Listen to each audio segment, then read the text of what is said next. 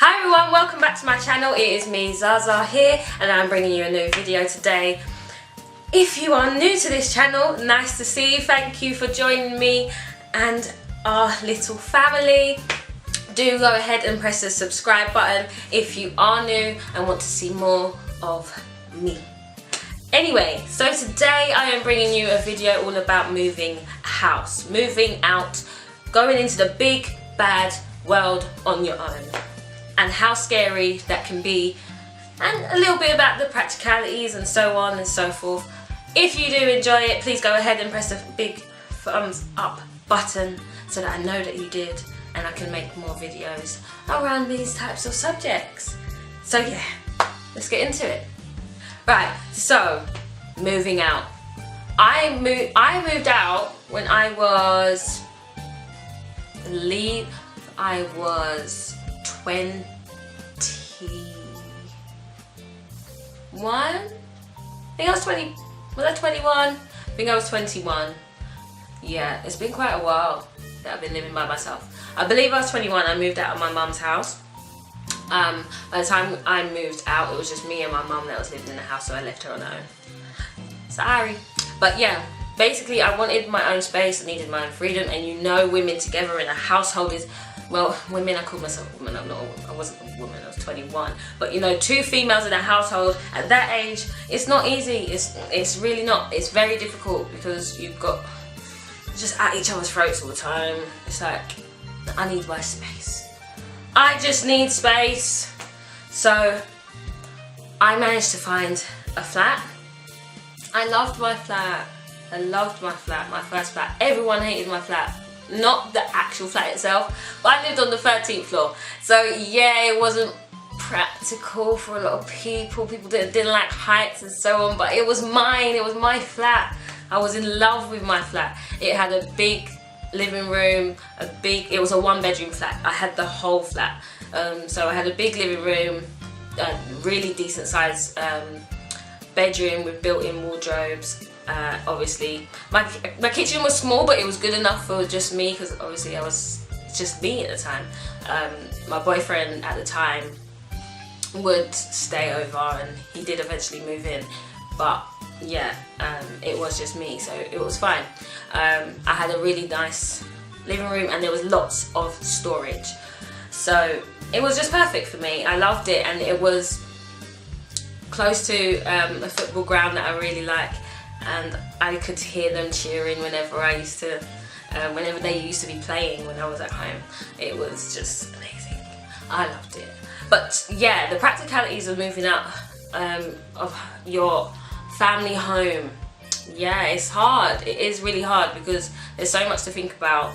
I was very lucky in the sense that I had been working from the age of 17, and at the time that I moved out, I was at university, so I was getting student maintenance, student loan, so on and so forth. So I had a decent amount of money coming in, and I also had the advantage of buying household stuff before I left home, before I moved out and moved into my flat. So I had accumulated quite a lot of stuff that I would need, and I think that's a very good idea, so that you don't move out and have to just purchase everything at once and it can seem like a burden financially. It is. I do suggest that if you are thinking about moving out anytime soon, start to get the little things, maybe not big furniture items because you probably won't have nowhere to store it, but I would say get small things like cutlery, pots and pans, plates, bowls and all that kind of stuff, you know, bedding and so on and so forth. Things, little things that you can store really easily, that aren't going to take up too much space, and then you don't have to worry about it once you've actually moved out. You're already prepared to a degree, and then all you have to worry about is the big items. So say for instance you don't go into a place that is furnished, which I didn't. Mine was not furnished, so I had to think about bed, sofa, washing machine, and like cooker and stuff like that. These things are very important, but you kind of, unless your family home is really big and you have like a garage or something, you're not going to have the space to store these items.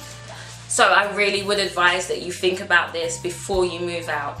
And I'd say ahead of time, so that if you stocked up, by the time you move out, you're not thinking about, okay, where am I going to find the money for this, this and this. And then when it comes to actually moving, you also have to think about who is helping you pack up your room, because that is one of the hardest things to do, especially if you're like me and you've got so much stuff to pack. Like at the time, I was a semi-hoarder, so I did have a lot of things that I really didn't need. And the best thing to do is purge your room.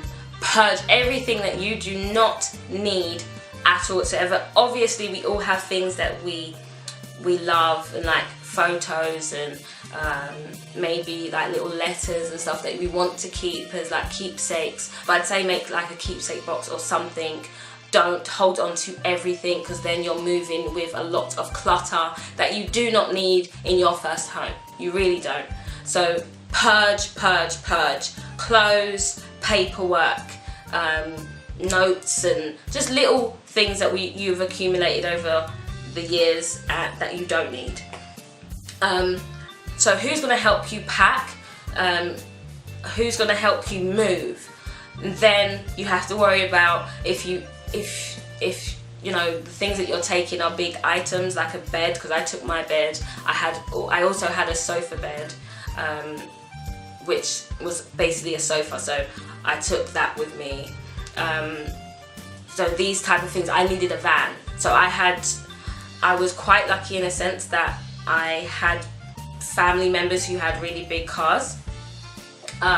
So I managed to put everything in the cars, and then didn't need to hire a van. But you do need to think about that if you don't have family members or friends that have access to a really large car or a van. Then do factor in the fact that you will need to rent a van, or a man in a van, to help you to move your belongings to your new place.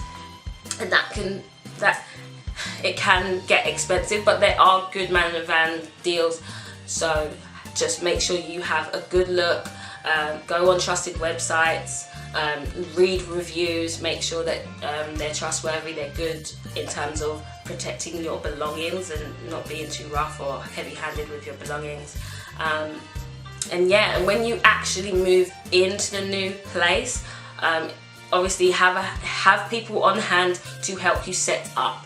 So if you've taken your bed from home, you've had to take it apart, or your wardrobe or anything, make sure you have people on hand to help you put those things back together. It's really important that you're not stuck doing it yourself. And then, it's hard work, because the moving day is very, very, very draining and very tiring, and you don't want to just be left by yourself, having to do all this work by yourself, having to get the house or the flat prepared, because you do want, the day you move in, you want to get your flat to a state that you can feel comfortable in from that first night, because you want that first night to just be able to just chill out after you've done everything you need to do in terms of building your furniture or putting things into place where they go, thinking about where things go and so on.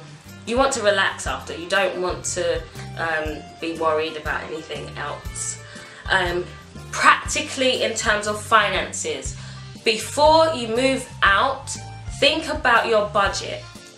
Write down your monthly incomings and outgoings. Please, please, please. This is vital for moving out. If you know how much money you have coming in, then you should know how much money you can put aside for each individual thing.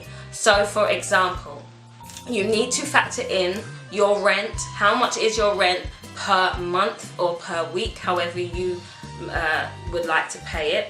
So I pay mine monthly, it's easier for me. So every month, how much is your rent? How much is your council tax? How much is your TV license? How much is your food shopping, your electricity, your gas, your phone bills? Are you going to get internet? How much is that going to be? And make sure that you're writing these things down and you're tallying up the prices for each thing, so you know that every month this is what you have to pay for these items, these necessary items, and then what you have left over to spend or to save, so that you're not putting yourself in a financial situation where you are left with no money every month and you're struggling to cope just to be able to live by yourself. It isn't worth it. So do factor that in. It is really important that you get your finances right before you move out, so that you're not ending up in a bind or a sticky situation. Once you've moved out, you kind of, for me it was like, I'm not ever moving back home. I'm not going to move out now and then move back home. So if you are like me, then you need to make sure you think about these things. Also, when you're thinking about where you're going to live, factor in, are you at uni or are you working? What's your situation? What is your commute going to be like to and from school, to uni, college, so on and so forth, or work? Factor that in, because obviously if you work like miles and miles away from the flat or the house that you're renting, then you have to factor in how long it's going to take you to get to and from there every day. And realistically, we don't want to work too far from where we live. I mean, you don't want to be on the doorstep, but you don't want to work too far, because then you're having to get up earlier. Who wants that? Also, in terms of the flat or house that you do decide to rent, please ensure that you inspect the property a lot before you move in. Scout the area that it's in before you sign any kind of tenancy agreement, contract, whatever. Make sure you see what the area is like in the daytime versus in an evening, what kind of area you'd feel comfortable to live in, because you have to remember this is going to be your home, so you want to feel comfortable in and around where you live. But in terms of the flat or house itself, make sure you're looking for damp, repair issues, what are your neighbours like, how well your council, your landlord or your housing association deal with their residents. That's really important. Talk to the people in the area. That's a great thing to do. I remember one day I was at work, and I think I've told you before, I work in the community. So a guy come up to me, a student, and he was saying that he's looking for a place to rent, and he was looking in the area that I work in, and he was asking us about the area and so on and so forth. And that is a very good thing to do. Ask local people, ask people that know about the community, so that you have a full picture of where you're moving to. But yeah, I hope that I've covered everything. If I haven't, please let me know and I'll make another video, or if you want to know more about my experiences of moving out for the first time. And yeah, I shall make more if you want it. But yeah, do leave your comments below. Give it a big thumbs up if you enjoyed this video, and I shall speak to you in the next one. Bye guys.